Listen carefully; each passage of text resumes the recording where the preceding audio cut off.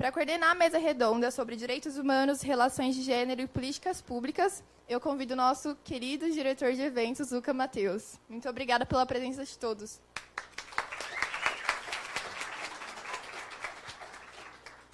Primeiramente, boa tarde, pessoal. Muito obrigado por todo mundo estar presente. Então, a gente vai começar a nossa primeira semana de gestão pública. Eu vou chamar com vocês a professora doutora Elaine Todo Pazelo. Okay?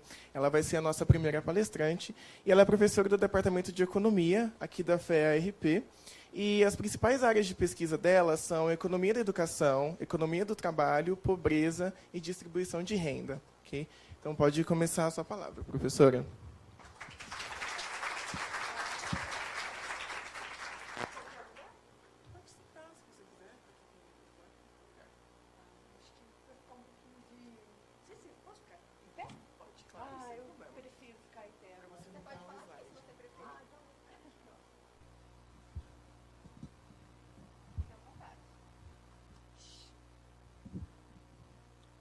Oi. Bom, boa tarde a todos. Primeiro, agradecer o convite para participar dessa semana de gestão pública. É um prazer estar aqui. Não tinha dado certo ano passado, né, que a gente tentou fazer o ano passado, mas agora deu certo. Agradecer o convite, então, por estar aqui presente. Eu vou falar um pouquinho, depois a gente pode conversar mais a respeito, mas o que eu preparei pensando nesse tema, né, direitos humanos, relações de gênero e políticas públicas, eu preparei uma coisa mais focada no papel ou em políticas direcionadas às mulheres, tá? Em específico, na verdade, eu vou olhar para a licença maternidade, tá? Então, a discussão que eu estou propondo aqui é da gente falar de políticas públicas em geral, mas, como eu estou dizendo, eu vou focar na licença maternidade, pensar em como que a licença maternidade impacta o bem-estar das mulheres. Tá? Então, é nesse sentido que eu quero propor a discussão. A licença maternidade ela é uma política que vem ganhando cada vez mais destaque, tendo em vista o crescimento da participação das mulheres no mercado de trabalho. Né? Se a gente olhar, no último século, cresceu bastante a participação e essas políticas acabam ganhando destaque. Né?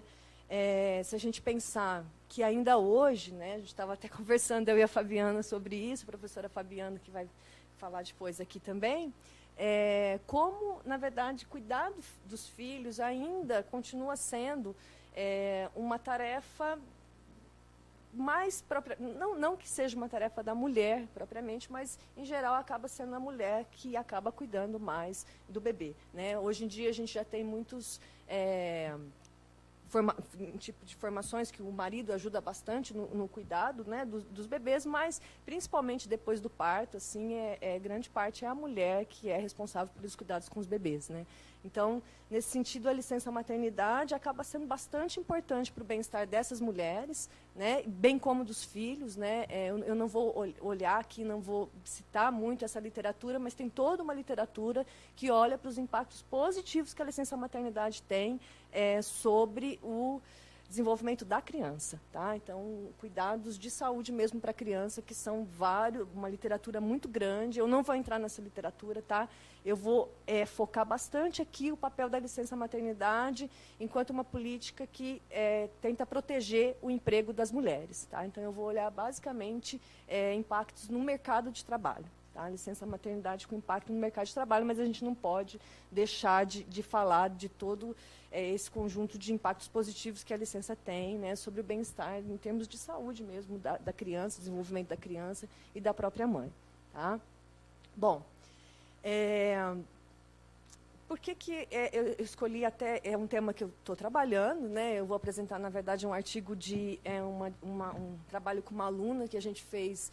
Ela fez na monografia, agora a gente está trabalhando mais nessa publicação, é a Bruna Alves, que é a aluna aqui do ESSEC, tá? Ela já formou, né? E eu vou apresentar o trabalho dela e a gente está olhando, basicamente, o impacto da licença, como eu disse, sobre proteção do emprego. Mas por que eu, inclusive, escolhi esse tema aqui para hoje? É que os defensores, né, da licença maternidade, um dos argumentos é que a licença pode colaborar no sentido de igualdade de gênero no mercado de trabalho. Né? Como eu disse para vocês, acho que vocês também concordam comigo, né, a mulher acaba sendo uma grande responsável pelo cuidado com os filhos logo após o nascimento do bebê. Então, você tem, se não tivesse a licença maternidade, ou quando tem a licença maternidade, você tem uma saída da mulher do mercado de trabalho, tendo em vista o nascimento do bebê. Você sai do mercado de trabalho. Pode ser que você volte logo, pode ser que você demore mais para voltar, enfim, você tem uma certa intermitência, que a gente chama, né? Não é estável esse engajamento pós-nascimento do bebê.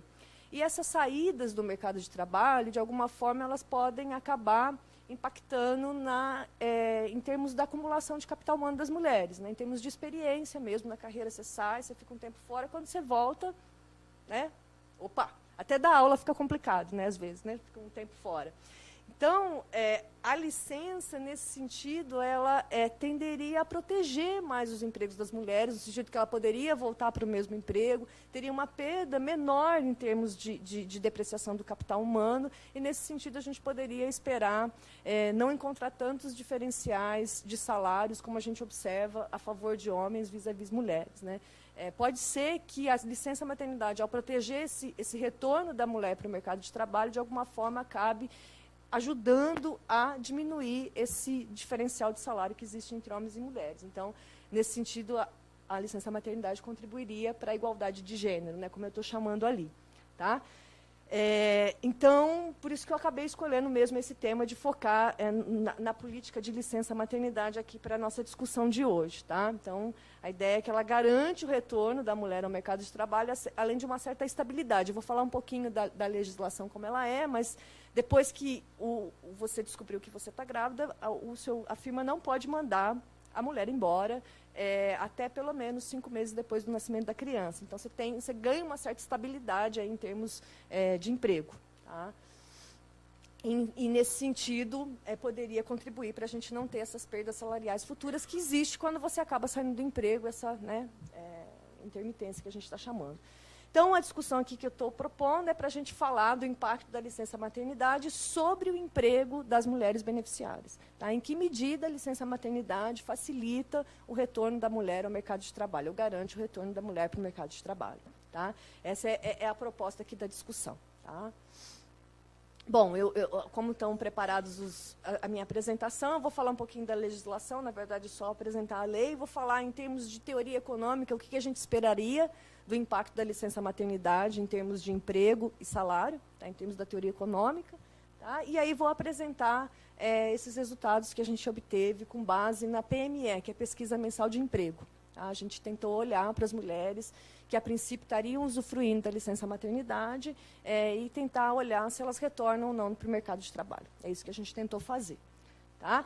E vou comparar os nossos resultados com os resultados desse outro artigo. Eu não vou apresentar o outro artigo inteiro, né? Vou falar só dos resultados que ele encontra, porque ele encontra um resultado um pouco diferente do que a gente obteve no nosso artigo. Então, para a gente até colocar a discussão aqui, né? Olha, tem resultado, esse tem esse resultado, como é que a gente concilia essas duas evidências? Será que a gente pode dizer? Tá? Então, os meus comentários finais vão ser nessa direção.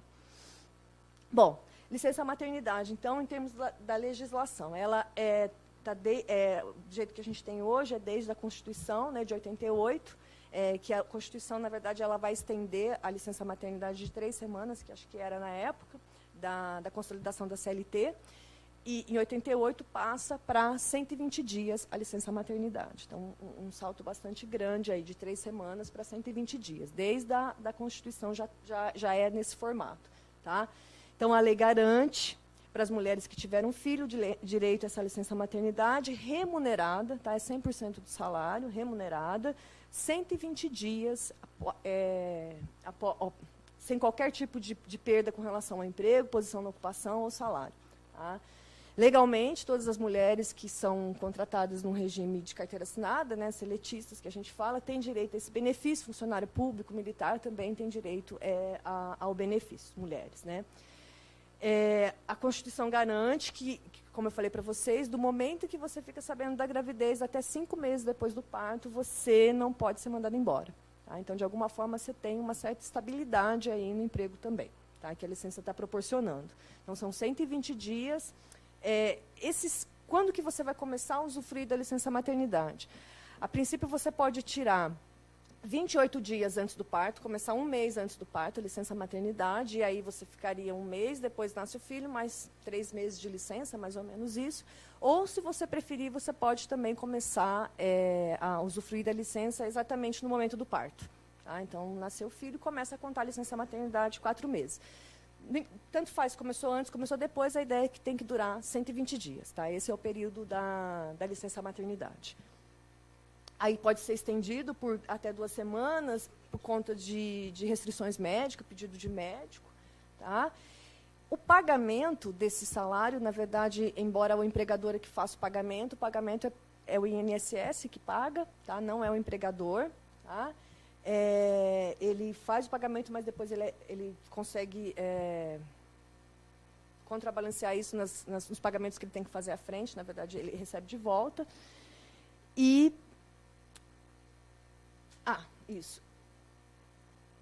Esse seria o desenho, vamos dizer assim, que a gente tem para a maior parte das mulheres, vamos dizer. Todas as que são formais, né, que são empregados com carteira assinada, ou são funcionárias públicas ou militares. Todo o pessoal que está no setor informal de atividade está fora. Está descoberto. Então, as mulheres que estão no setor informal, não têm carteira de trabalho assinada, não têm direito à licença maternidade. Isso já é um primeiro, não vou bater muito nessa tecla aqui, porque eu vou estar olhando o impacto da licença para as beneficiárias, mas é um problema da licença, né, dessa legislação que não cobre uma grande parte das mulheres, talvez as que até mais precisassem da licença. Quer dizer, não vou fazer esse tipo de julgamento, não tem necessidade. Na verdade, precisaria essas mulheres também ter o direito, e elas não têm o direito, elas não estão cobertas pela legislação. Então, todo mundo que não tem carteira assinada está fora. Em 2008, na verdade, começa a vigorar mesmo, a partir de 2010, você tem promulgação, um lançamento, sei lá, como que eu posso dizer, né, desse outro programa que chama Empresa Cidadã, tá, que é uma legislação complementar que vai... a empresa, de cima é obrigatória. Todo mundo tem, se você está empregado numa firma, você tem direito à licença maternidade. Ficou grávida, tem direito à licença maternidade. O programa da licença, programa Empresa Cidadã, na verdade, foi criado recentemente, né? A lei é de 2008, mas passa a vigorar para a iniciativa privada só a partir de 2010, tá? Que, na verdade, prevê assim, uma ampliação dessa licença por mais 60 dias. Tá? Então, seria um a mais que você teria para usufruir. Mas não é obrigatório. As empresas, na verdade, elas têm que aderir ao programa. Tá? Empresa Cidadã. Elas são recompensadas em termos de... a empresa que tem que pagar esses 60 dias a mais, vamos dizer assim, mas ela consegue tirar isso ou... ser beneficiada depois, porque ela desconta isso no imposto de renda. Tá? Então, ela recebe esse dinheiro de volta. Mas não são todas as empresas que podem. São só aquelas empresas que a gente diz que faz a declaração de imposto de renda com base no lucro real, e não no lucro presumido, como a gente diz. Tá? Então, é uma quantidade pequena de empresas. Tem empresas que fazem isso sem ter o benefício de volta, de receber esse devolução de volta. Tem várias empresas que fazem essa ampliação. Já existia antes da lei, inclusive, não é novo com a lei. A lei, na verdade, ela vem da voz, vamos dizer assim, uma coisa que já estava acontecendo antes, né? Um pouco da empresa de tentar passar até um sinal positivo para a sociedade, né? De que ela trata melhor, vamos dizer assim, das suas trabalhadoras, né? Mas, então mas elas não são obrigadas. São algumas empresas que aderem ou não ao programa. É facultativo. Mas só aquelas que, para receber o dinheiro de volta, por exemplo, se eu sou uma empresa que não faço lucro real e eu quiser oferecer esse benefício para as minhas trabalhadoras, eu posso. A única coisa é que eu não vou ter a restituição de volta. Tá? Essa que é a ideia. Então, a princípio, todo mundo pode, mas quem recebe de volta o dinheiro são só as empresas que têm lucro real, que a gente diz. Tá? A licença ela passa a vigorar a partir de 2010. Então, você tem essa ampliação aí da licença maternidade. Tá? Então, as beneficiárias vão ter os 120 dias obrigatórios, e aí podem optar ou não por esses 60 dias a mais, que daria os 180 dias de licença maternidade. Ali está falando um pouquinho quem que vai pagar a questão do lucro real, que eu já adiantei um pouco para vocês. Então, o que a gente tem hoje? 120 dias obrigatórios para quem, para as empresas, para as trabalhadoras que são formais, e você pode ter esses 60 dias a mais, digamos assim, se você está numa empresa que aderiu ao programa Empresa Cidadã ou uma empresa que oferece esse benefício para as trabalhadoras. Seria esse o desenho da licença maternidade. Tudo bem? Bom, o que a gente pensa em termos da teoria econômica que uma legislação desse tipo pode ter sobre emprego e salário? Tá? Bom, pensar num modelo bem simples aqui de mercado de trabalho, de oferta e demanda de trabalho. Então, eu tenho a demanda por trabalho, que é o lado das firmas que estão escolhendo quantos trabalhadores elas querem contratar. E tem o lado das mulheres que estão ofertando trabalho. Tá? Então, é o lado da oferta e o lado da demanda. Quando, a princípio, você estaria, não sei se está dando para enxergar, mas você estaria num equilíbrio ali no S0, a demanda, né, negativamente inclinada. Tá? Quanto maior o salário, menos trabalhadores das empresas vão querer contratar, e a oferta positivamente inclinada, a oferta de trabalho. Quanto maior o salário, mais gente disposta a trabalhar. Tá? Então, teria um equilíbrio inicial ali no ponto E0, tá? Que é em cimão. Tá? Não sei se dá para enxergar os letrinhos, mas seria aquele ponto lá em cimão. Quando você tem a imposição da licença maternidade, ou quando você muda as regras da licença maternidade, eu conseguiria falar aqui 2 momentos, assim, por exemplo, na Constituição, que você tem um aumento, né, de 3 semanas para 120 dias, e agora, com o programa Empresa Cidadã, que você tem um aumento de 120 para 180 dias. Isso, a gente pode entender isso como sendo um aumento do custo do trabalho para a empresa. Tá? Então, a princípio, o que a empresa faria? Aumenta o custo do trabalho, a ideia é que essa empresa vai diminuir a demanda por trabalho. Essa curva vindo para baixo. Tá? Então, se eu diminuo a demanda por trabalho, não sei se está dando para observar.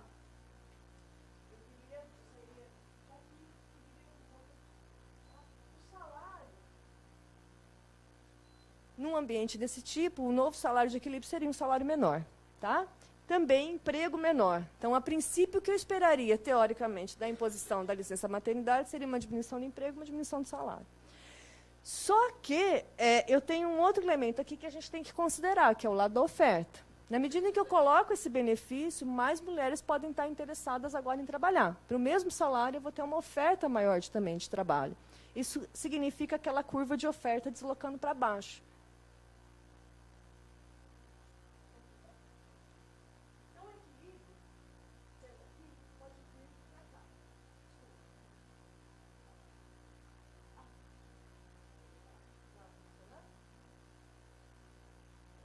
Não?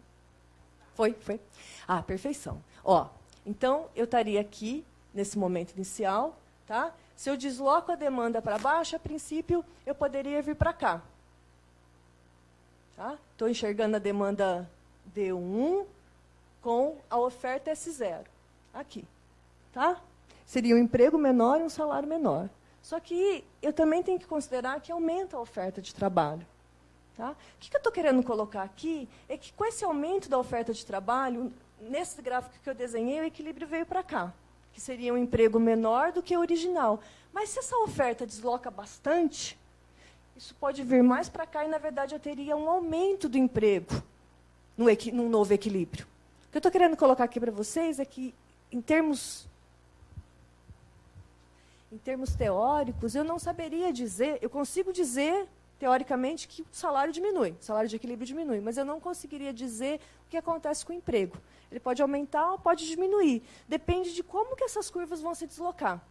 Então, depende do tamanho do aumento do custo, para saber como que essa demanda vai se deslocar, e depende também das preferências das mulheres, para saber como a curva de oferta vai deslocar. Então, a ideia para a gente saber qual é o impacto sobre o emprego é uma questão empírica. Vamos olhar para os dados, vamos ver o que os dados estão dizendo em termos de resposta de emprego. Tá? Então, é um pouquinho disso que está escrito ali. Teoricamente, né, a legislação deve gerar uma queda no salário relativo das mulheres, mas um efeito ambíguo sobre o emprego, dependendo dos deslocamentos dessas curvas aí. Tá? Bom, tendo em vista isso, a gente quis, então, olhar, né, ir para os dados e tentar olhar qual seria o efeito da licença maternidade sobre o emprego das beneficiárias. Tá? Será que a licença, de fato, facilita o retorno? Será que garante? Será que a mulher retorna mesmo para o posto de trabalho? Como que é isso? Tá? Então, vou tentar mostrar isso para vocês com o nosso trabalho. A Bruna, como eu falei para vocês, o Luiz Guilherme é outro professor aqui do Departamento de Economia, e a gente está trabalhando os três juntos nesse artigo. Eu vou pedir agora para você trocar aquela apresentação. Você coloca a outra para mim? Ai, gente, a Bruna, eu vou usar a apresentação da Bruna e ela fez em LaTeX. Eu não entendo desses negócios de LaTeX, então eu não consegui juntar. Tá? Vocês me perdoem, então eu vou aqui agora com a apresentação dela mesmo. Vou passar rapidinho aqui, porque eu vou mais direto no ponto. Tá? Então, a gente quer mensurar o impacto da licença maternidade sobre a probabilidade de retorno da mulher ao mercado de trabalho após o nascimento da criança. Tá?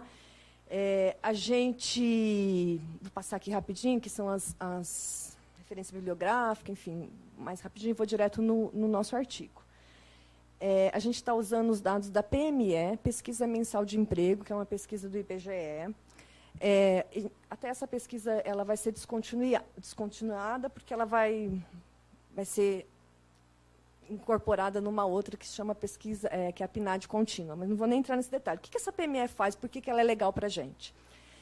Ela tem um painel, ela acompanha as pessoas, né, por um período. Então, o que ela faz? Ela entrevista uma pessoa, a pessoa entra no painel dela, imagina que eu vou entrevistar as pessoas. A PME vai entrevistar 4 meses seguidos, o mesmo domicílio, vai ficar 8 meses sem ver aquele domicílio e depois vai voltar por mais 4 meses naquele domicílio, de forma que eu consigo ver a mulher por 1 ano. Tá? Então, a nossa ideia foi fazer o quê? Foi identificar aquelas mulheres, a gente pega, então, tem as 4 primeiras entrevistas, a gente fica 8 meses sem ver as mulheres e depois a gente vê essas mulheres por mais 4 meses. Ok? O que a gente fez? Na 4ª entrevista, a gente selecionou todas as mulheres que estavam ocupadas, que eram ou cônjuges ou o chefe da família naquele domicílio, e que tinha a idade entre 18 e 40 anos.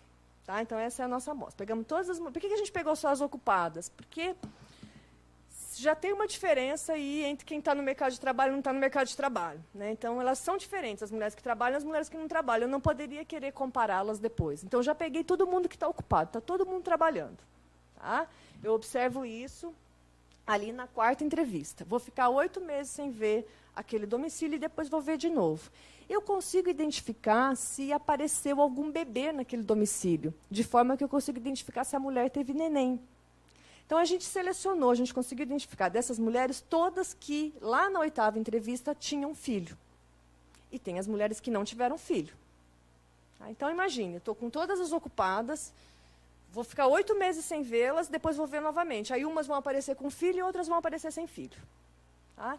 Então, o que a gente fez? Tem todo um processo aí para dizer quem são as mulheres que a gente vai considerar, porque elas têm que estar podendo trabalhar, então tem a idade da criança. Ele não vai entrar nesse detalhe, mas dá para entender assim. Tá? Então, está todo mundo aqui, vou ver essas mulheres aqui de novo. Uma parte teve filho, uma parte não teve filho.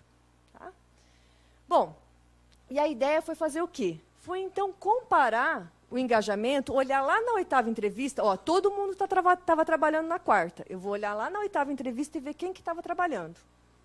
Num primeiro momento, a gente pegou só as mulheres que tinham filhos, identificamos aquelas que teriam direito à licença maternidade e as que não teriam direito à licença maternidade e comparamos o engajamento dessas duas, para saber quem estava mais ocupada na 8ª entrevista. Só pegando as mulheres com filhos. Tá? Quem tinha direito à licença, quem não tinha direito à licença. Como é que eu sei se ela tinha direito à licença? Porque todas estavam ocupadas. Eu sei onde elas estão ocupadas, sei se elas têm carteira de trabalho assinada, se elas são funcionárias públicas. Então, eu consigo identificar quem, a princípio, teria direito à licença. E é isso que eu vou usar. Só que o que acontece? Quando a gente compara essas mulheres que tiveram... Todas têm filhos, têm licença, não têm licença. As mulheres que têm licença das que não têm licença já podem ser diferentes. As que são formais das que são informais, em coisas que eu não observo. Então, o que a gente quis fazer foi Então, aqui que eu vou tentar explicar, assim, intuitivamente o que a gente quis fazer. Essas mulheres já são diferentes, né? As formais e as informais. Então, o que a gente quis fazer? Falou, olha, a gente tem que descontar essa diferença que já existe entre elas, em termos de engajamento. Aí, o que a gente fez? A gente usou as mulheres que não tiveram filhos. De novo, tem as que, se tivesse filho, teria direito à licença maternidade, e as que, se tivessem filho, não teriam direito à licença maternidade. A ideia é que, quando eu comparar, elas não têm filhos, mas quando eu comparar, estou vendo elas aqui na 4ª entrevista, vou olhar elas lá na 8ª entrevista, a diferença entre elas já me mostraria a diferença de engajamento entre mulheres que são formais ou não formais. Então, quando eu comparar mulheres com filhos, a ideia é que eu desconte essa diferença que já existe entre elas. Não sei se ficou claro. Mas, quando eu estou olhando lá na frente, olha só as mulheres com filhos, já tem uma diferença entre elas que eu não estou conseguindo tirar. Eu vou tirar como essa diferença? Pegando as mulheres que não têm filhos. Tá? Então, na verdade, o que a gente faz, aqui eu queria que voltasse lá para o meu outro. Só para mostrar a conta que a gente está fazendo, rapidinho aqui, ó. Eu vou mostrar 2 resultados para vocês. Um que eu comparei o engajamento das mulheres que tiveram, só as que têm filhos, que têm licença e que não têm licença. E vou mostrar depois uma outra que se vocês olharem aqui, esse aqui é o primeiro resultado que eu vou mostrar para vocês. Depois eu vou descontar desse resultado uma diferença que já pode existir entre essas duas mulheres, esses 2 tipos de mulheres. Então, mulheres do setor formal que não tiveram filhos, menos mulheres do setor informal que não tiveram filhos. Então, eu vou estar descontando essa diferença que já existia entre elas, tá certo? Então, o que eu espero em termos de resultado? Eu espero um efeito grandão ali em cima. E quando eu descontar isso, eu espero que diminua essa diferença em termos de engajamento. De novo, olha só, o que eu estou vendo se mulheres que teriam direito à licença têm uma probabilidade maior de voltar para o trabalho relativamente às mulheres que não têm direito à licença. É isso que eu estou chamando do impacto da maternidade sobre o emprego da mulher. Tá ok? Com essa robustezinha, né, que eu vou estar tentando descontar diferenças não observáveis que existam entre esses 2 grupos. Tá certo? Bom, resultados, né? Quando a gente... eu quero que volte lá. Desculpa. Eu vou passar os gráficos, mas é só essa tabela. Tá? Onde que eu quero que vocês olhem? Aquele mulheres com filhos seria 20 pontos percentuais. Quando eu comparo mulheres que têm direito à licença, a probabilidade delas voltarem para o emprego é 20 pontos percentuais maior do que as que não têm licença. Então, um efeito bastante grande, né? Um impacto bastante positivo aí da licença em termos desse retorno da mulher para o mercado de trabalho. Quando eu desconto a diferença, né, olhando para as mulheres que não têm filhos, esse valor cai, é aquele 14 pontos percentuais, é esse aqui, ó. Então, esse seria o impacto que eu obtenho. Tá? Então, mesmo considerando que essas mulheres são diferentes, está me mostrando aqui que a licença maternidade teria um impacto importante sobre o retorno da mulher para o mercado de trabalho. Algo bastante positivo, digamos assim. Tá? Esses seriam os nossos resultados. A gente está olhando aqui para todas as mulheres. Tá? Esse outro artigo aqui... você não volta para a minha apresentação? Esse outro artigo aqui que eu queria comentar com vocês, rapidamente, que meu tempo está acabando, desculpa de eu estar acelerada, mas 5 minutos já apareceu ali faz um tempão. Eu deixei até o texto da Cecília e do orientando dela, na verdade, ela é uma professora da GV do Rio. Tá? Que ela fez? Ela está, na verdade, olhando para as mulheres, mas olhando só para a RAIS. A RAIS ela é uma pesquisa que olha para as mulheres formais, só para as formais, para as que têm carteira de trabalho assinada.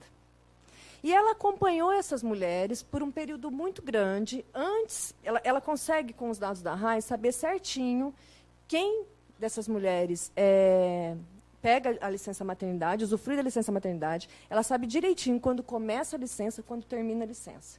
E ela está acompanhando essas mulheres por um tempo antes, acho que 3 anos antes, dela ter pego a licença e depois, 3 anos depois que ela teve a licença. Então, ela está olhando, diferente da gente, que é um prazo bem mais curto. Ela está olhando um prazo bem maior. 3 anos antes, 3 anos depois. E está olhando para o engajamento dessas mulheres no mercado de trabalho. E o que ela observa, na verdade, aqui, ó, eu vou ler esses resultados para vocês, que são os resultados dela. Tá?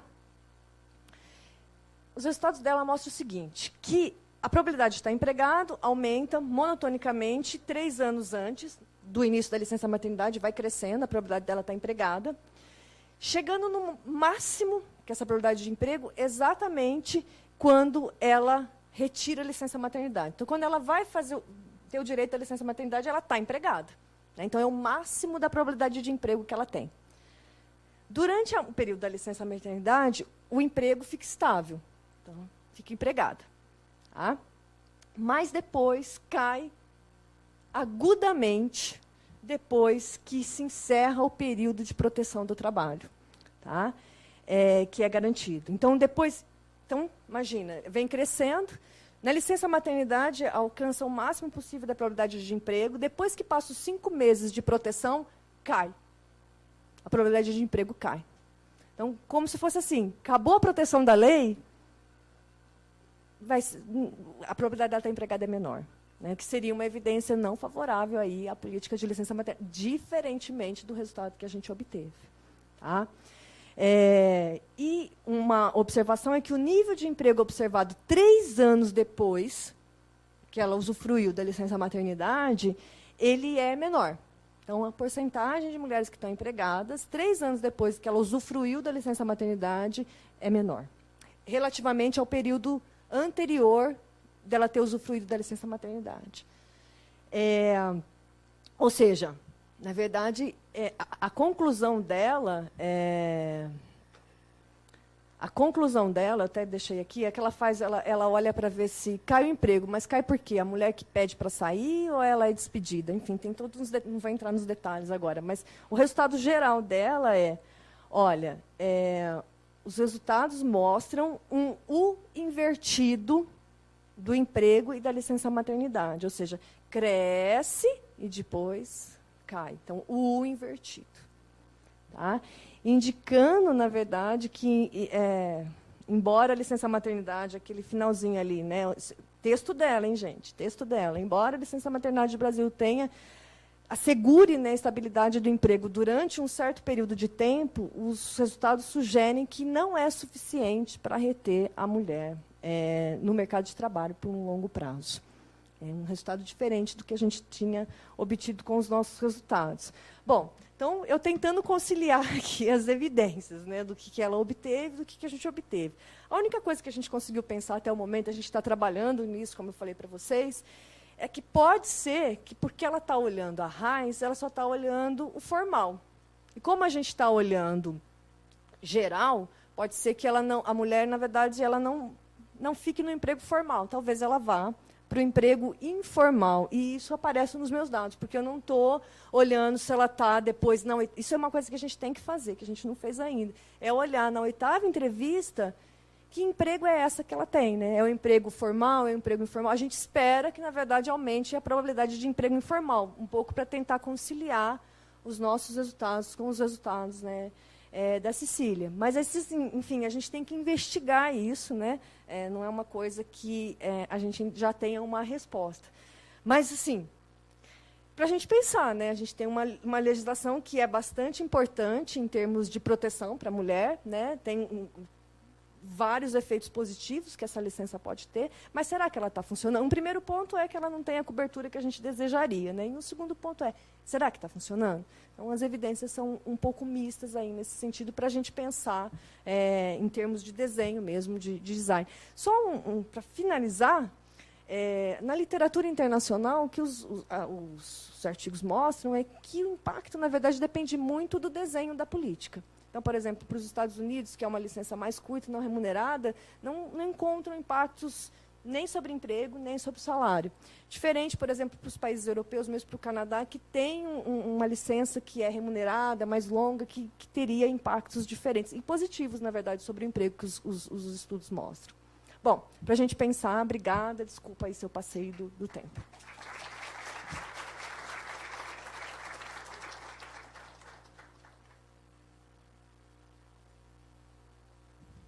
Pessoal, eu queria agradecer à professora Elaine, muito obrigado pela fala. Agora eu queria chamar para a nossa mesa a professora doutora Fabiana Cristina Severi. Ela é professora do Departamento de Direito Público da Faculdade de Direito de Ribeirão. E ela é atual vice-presidente da Comissão para Apurar Denúncias e Violência contra Mulheres e Gêneros, o CAV Mulheres da USP Ribeirão Preto. Por favor, pode subir.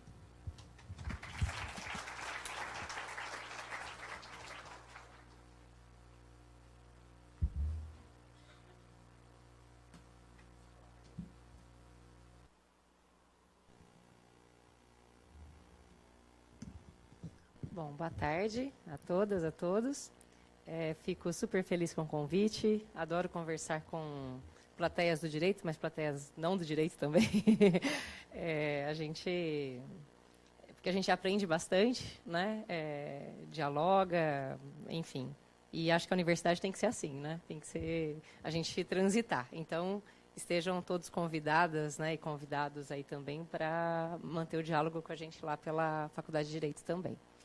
Bom, eu vou tentar ser, talvez até falar um pouco menos, vou tentar, a gente fala, mas nunca consegue, né? Mas eu vou tentar ser até menos que os 30, porque eu tenho um teto, né? Eu vou ter que sair impreterivelmente às 5h30 hoje, então vou tentar dar um espaço também para a gente conversar.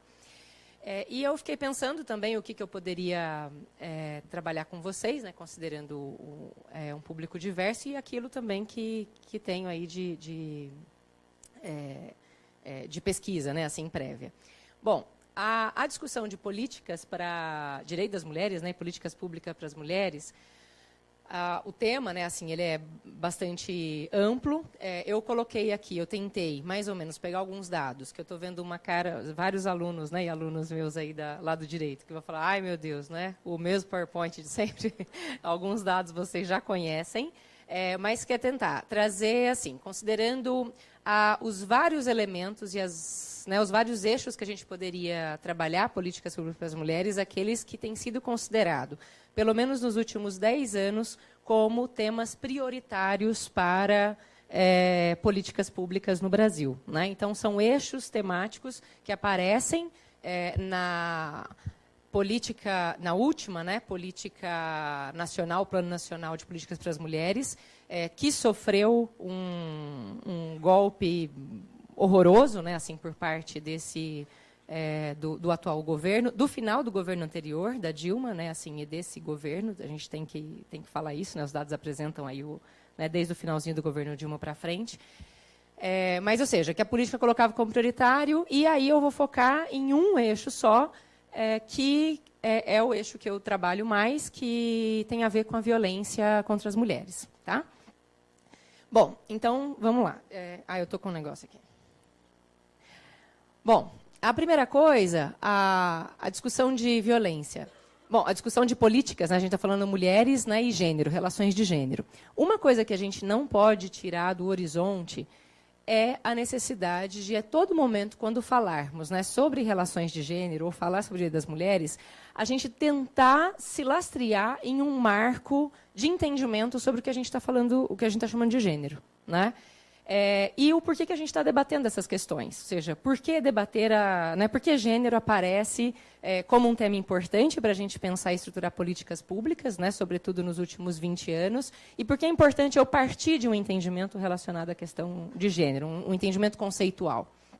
Eu não sei se hoje é muito evidente para todo mundo o que significa relações de gênero, quando a gente está falando, né, em políticas de gênero ou relações de gênero, o que é que isso significa?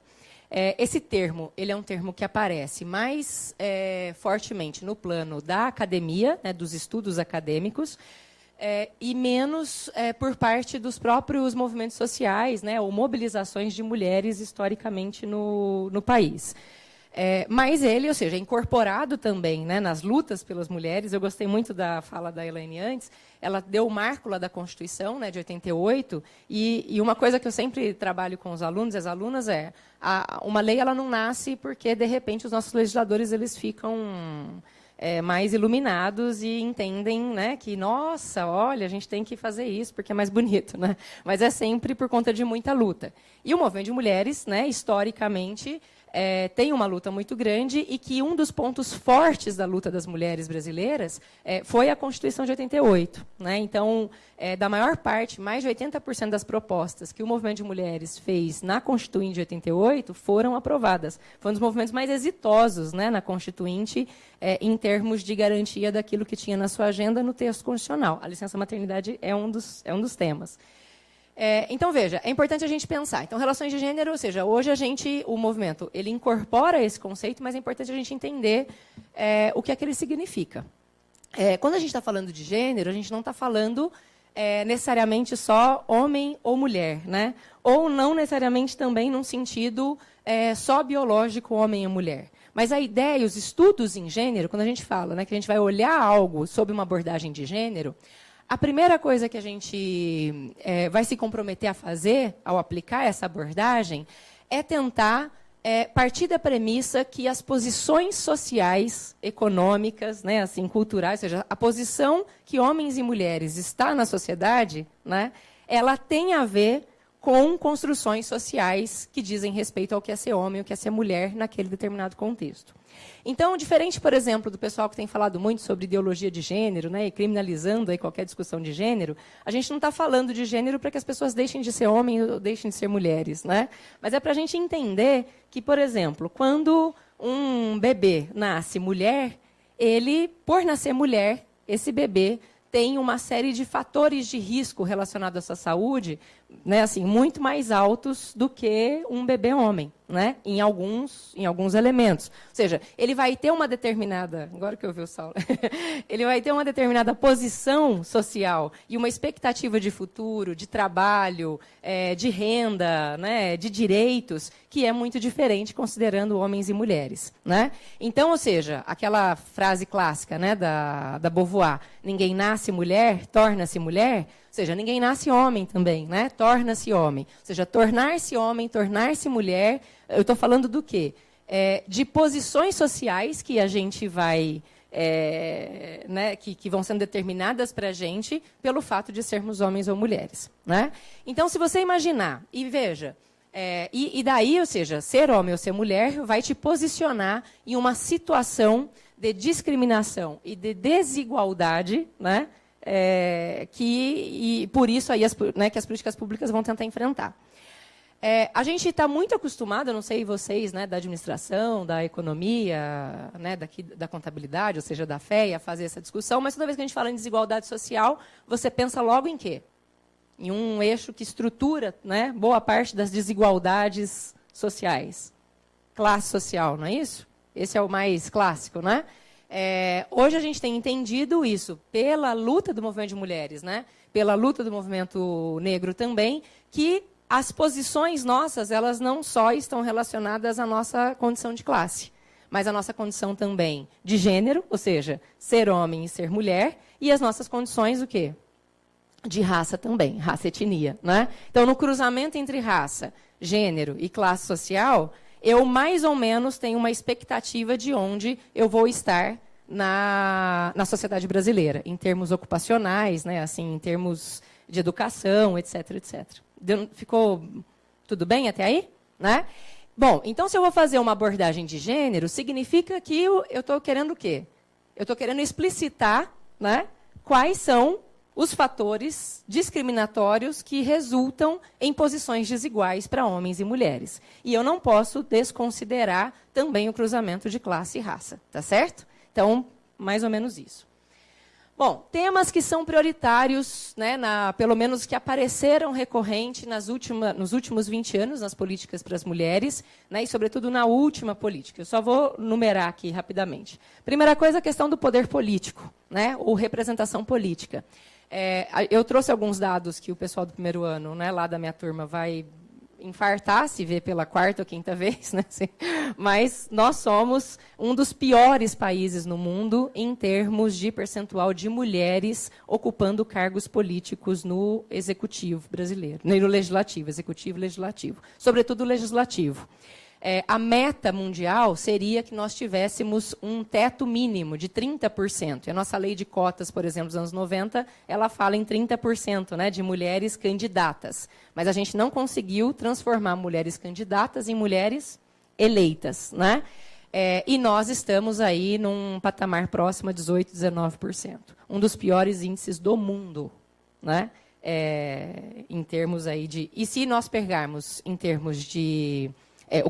cruzando gênero com raça, a gente tem um percentual menor do que 3% de mulheres negras ocupando espaço de poder no legislativo e no executivo brasileiro. Né? É muito baixo. Bom, então esse é um ponto que merece a gente olhar em termos de políticas públicas. E a política pública que nós temos mais importante, mais relevante, que é dos anos 90, foi a lei de cotas partidárias, que garantiu candidaturas, né, de mulheres em cotas por partidos. Eu vou mostrar um gráfico depois, dali para frente, que essa política não funcionou. Né, e a gente tem tentado avançar em pensar outras políticas que possam superar isso. A questão da desigualdade salarial, né? Então, a gente tem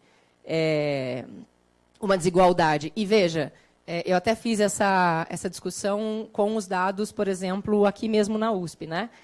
A gente tem aí, em média, 30%, né, de diferença entre salários, sem considerar a raça, porque aí, né, mulheres negras, em média, né, acho que o último dado de 2017, elas chegam, né, a ganhar 173% a menos do que o homem branco, que é aquele que ganha mais, né, na escala. É muita coisa. Mas esse percentual, mais ou menos de 30%, né, de diferença entre homens e mulheres, ele está aqui, por exemplo, na própria universidade, na USP. Por quê? Como assim, se vocês ganham igual? Eu não sei se a Elaine sabe, mas nós somos quase 50-50 em número de professoras doutoras no início da carreira. Mas e nos espaços de poder? Nós somos minoria. Uma minoria, né? Ou seja, não só como livre-docentes, como titulares, mas também em cargos de gestão na universidade. Os cargos de gestão são remunerados. Eles incorporam 15% por ano, né, a cada ano que você fica em um cargo de gestão. O que acontece, portanto? Exatamente. Se eu pego inicial, todo mundo ganha igual. Mas se eu pego em 10 anos, você vai ver algo próximo a esses 30%, mesmo no espaço público, na universidade pública. Servidores ganhando no início igual. Isso também qualquer outro serviço público que seja estruturado também por uma lógica bastante patriarcal, né, racista, como a própria Universidade de São Paulo. Desigualdade em postos de chefia, ou seja... né, aí mais para vocês, aí no campo da administração. Então, a gente ainda tem essa imagem, muitas vezes, a gente vê a Luísa, do Magazine Luiza, né, mulher, líder, né, empresária, etc. A gente acha que tem mais mulheres em cargos de gestão, né, em cargos de administração. Mas, na verdade, o que a gente percebe no Brasil e em outros países também na América Latina é que toda vez que as mulheres, nos últimos 20 anos, né, as mulheres tendem a chegar próximo aos 30%, é como se tivesse um chamado teto de vidro. Né? Por que teto de vidro? Você está olhando para baixo, parece que não tem nada, né, mas nunca se consegue subir. E, no caso, por exemplo, nós já tivemos percentuais de mulheres no legislativo, né, mulheres ocupando o legislativo, maior. A gente já chegou, acho que, a 26%, mais ou menos. E hoje a gente já caiu para, né, um pouco mais de 18%. Porque o que a gente percebe é, quando a mulherada começa a subir, né, assim, em termos de espaços, né, de poder, você tem um movimento reverso que derruba violentamente, né, esse percentual para baixo. Então, ou seja, a gente não consegue sair de 30%, né, nem em espaço de poder e nem em situação de gestão. Tem uma última pesquisa da GV que eu não peguei, eu não sei nem dizer também agora a referência, né, mas eu sei que foi apresentado lá na faculdade, fazendo um acompanhamento, né, assim, de cargos de lideranças, né, de algumas empresas nos últimos 10 anos e mostrando esse retrocesso, né, nos últimos anos em posições, né, em mulheres em posições de chefia em empresas. Violência doméstica, eu vou falar mais daqui a pouco. Pessoas idosas, a gente tem hoje mais ou menos 12 e alguma coisa por cento, né, de pessoas né, assim, na terceira idade, e nós não temos políticas públicas ainda voltadas para essa população. Mercado informal, veja, quando a gente fala de trabalho, né, trabalho e gênero, uma das categorias que mais nos aflige, ou seja, que mais nos deixa preocupada, é a categoria da trabalhadora doméstica. Né? É a categoria majoritariamente feminina, né, assim, formada majoritariamente por mulheres. E eu não sei se vocês sabem, né, mais ou menos a estimativa, né, que nós temos hoje é de 8 milhões de mulheres trabalhando como ocupadas, né, com o trabalho doméstico, e desses 8 milhões, 2 milhões têm carteira registrada. Desses 2 milhões, majoritariamente são mulheres brancas. Né? Ou seja, a maior parte das trabalhadoras domésticas informais, elas são mulheres negras. Né? Isso é uma questão... Ou seja, e o mercado informal, né, a Elaine, né, acho que os dados dela também acho que podem ajudar isso, né? Uma das coisas é não ter a licença, né? Isso impacta na questão da saúde e uma série de coisas. Então, ou seja, por isso que eu estou colocando a questão racial, né, porque uma das questões centrais é pensar toda a política de mulher de modo transversal à questão racial. Bom, e já falei de trabalho doméstico. Então, esses são os 8 pontos ali, né, temas centrais, eixos centrais para a gente pensar políticas para as mulheres. O que nós temos de grande força nos últimos anos, né, assim, em termos de políticas públicas para as mulheres, em termos tanto orçamentários como diversidade de política, ou seja, se eu pensar o bolo de dinheiro que foi despendido, né, assim, nos últimos 10 anos, para políticas para as mulheres, a maioria desse recurso foi para o enfrentamento à violência doméstica. Né? Grande parte do dinheiro foi para essa política. Por quê? Porque a estratégia disso? Primeiro, é um tema que está no movimento de mulheres desde o início dos anos 90, muito forte, né, assim, muito fortemente, e o enfrentamento da violência doméstica, ele, se feito, né, como a política pública que a Lei Maria da Penha preconiza, se for feito da forma como ela prevê, ela garante também uma restituição de direitos que é maior do que só aquela ideia que a gente tem na cabeça de, né, em face à violência, eu prendo o agressor. Na verdade, o percentual de agressores, né, que são apenados, né, por conta de violência doméstica é baixíssimo, né, é um número muito pequeno. Mas as políticas elas são focadas na garantia de direitos e, sobretudo, direitos sociais, né, para mulheres em situação de violência. Então, é uma política prioritária que ela acaba gerando benefícios, né, pela forma como ela foi desenhada, para a garantia de outros direitos. E o que aconteceu de 2016 para frente? Né? Ou seja, qual que é o contexto de 2016? Por que eu coloquei 2016? O que aconteceu em 2016?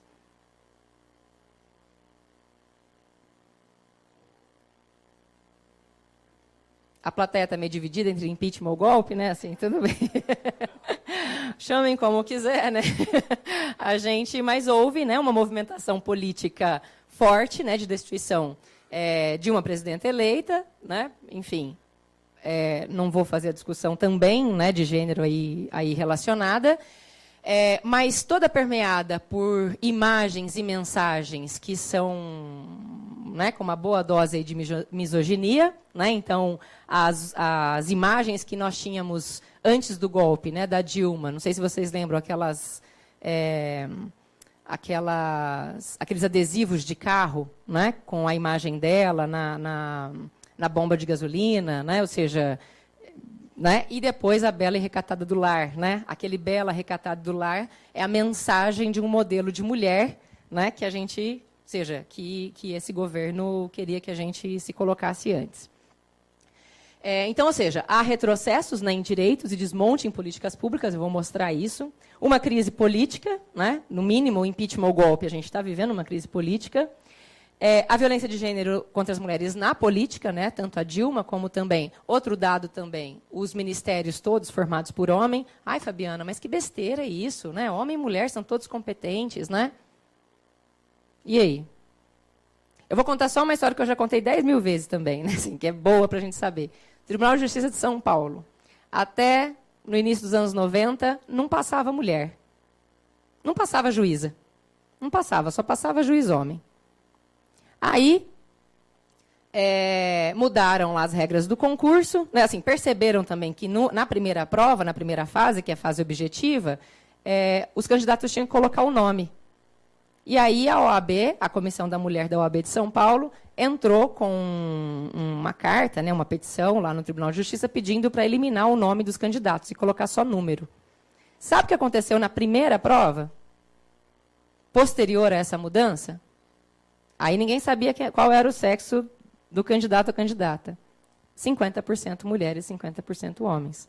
Somos 50% iguais, né? Então, ou seja, em qualquer lugar que a gente tiver mais do que 50% de homens, algum bloqueio, algum teto de vidro existe ali. Né? Ou seja, isso é né, muito outro Bom, avanço nas pautas reacionárias, né? Bom, informe da Anistia Internacional. Isso aqui também acho que vocês já viram, né? Que em outras aulas minhas aí. A gente tem a Anistia Internacional, é uma ONG internacional que acompanha violações em massa de direitos humanos em vários países, né, da América Latina, sobretudo. E o que se percebeu ali é uma quantidade, né, acelerada, uma aceleração de violação de direitos humanos de 2016 para frente. Alguns temas, né, então, o que era muito preocupante para a Anistia Internacional? Mudanças legais, constitucionais e institucionais, e, sobretudo, a mudança à reforma trabalhista, previdenciária, né, que foram temas que apareceram, e como que esses temas impactam mais na vida das mulheres. Eu não sei se vocês já fizeram essa conta. Né? Se você tira direitos sociais, quem que vai sofrer mais com isso? Homens ou mulheres? Em idade adulta, chefe de família. O que são direitos sociais? Se você deixa de colocar seu filho, né? Vocês não têm direito à educação, né? Ou você tem que, sei lá, classe média, tem que tirar de uma escola paga, né? Porque diminui o salário e etc. Quem que vai cuidar do filho? Saúde. Quem que é responsável pelos cuidados? A mulher. Os direitos sociais que foram congelados pela PEC do teto, né? Esses direitos ausentes, eles impactam mais na vida das mulheres. As mulheres ainda são, não geneticamente, né, mas socialmente, né, construídas para tarefas de cuidado. Então, a diminuição de direitos sociais impacta mais na vida das mulheres, sobretudo as chefias de família, né, de mulheres pobres. Aqui, então, representação, né? Coloquei a foto, olha que foto bonita, né, que foi a foto da posse dos ministros. Foi essa aí que ele fez aquela voz de demônio lá, lembram? Lá, né? Então, nós estamos lá, posição 154 entre 193 países, né? Olha que beleza. E a lei de cotas, né, lá, que é de 97, só passar aqui para vocês. Lá. Olha uma política que não funcionou, né? Percentual de candidatas, está vendo? Que é a linha verde. A gente tem um aumento muito grande, porque os partidos são obrigados, né, a lançar várias candidatas. E o voto para mulheres, que é a laranja, diminui. Né, porque é como se eu tivesse que, né, impedir um aumento acelerado, né, da presença das mulheres nesses espaços. E o percentual de eleitas, que é a linha vermelha, olha lá como é que ficou. Né? Bom, violência contra as mulheres, né? As políticas, né, relacionadas à violência contra as mulheres, elas também melhoraram de modo geral os percentuais, né, de vitimização de mulheres no Brasil, mas melhoraram bastante das mulheres brancas, né? No dado do mapa da violência de 2015, e esse é um dado que a gente tem repetido bastante. A gente percebe que caiu o número de feminicídios de mulheres brancas, 9,2%, e cresceu 54,2% das mulheres negras. No espaço privado e no espaço público. As mulheres negras também passaram a morrer mais vítimas de milícia, de, né, conflitos né, assim, no espaço público, rua, etc. E a questão dos jovens negros, né, que também impactam diretamente também na vida das mulheres, né? Ou seja, é também um dado que está relacionado à questão da mulher. Bom, agora os dados que é do INESC, aqui o INESC, né, que faz uma entidade civil também que acompanha gastos orçamentários públicos, né, e faz o monitoramento desses gastos. Aqui são os pilares, né, da metodologia do INESC. Bom, e o que o INESC aponta? Esses dados estão no site, se você colocar INESC, você vai ver que é uma das chamadas principais, né, tem um relatório completo com todos os dados, mas o que o INESC está apontando? É que de 2016 para frente, e principalmente com a emenda constitucional, a PEC dos gastos, né, do teto dos gastos, uma das áreas que teve uma diminuição significativa, né, de orçamento, foi relativa à política para as mulheres.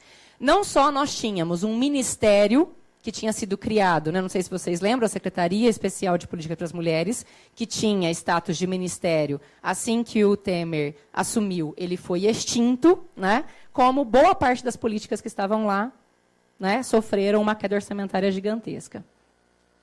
Olha lá. 2014, a gente tinha um pouco menos de 250 milhões de orçamento destinado a políticas para as mulheres. O que nós temos hoje?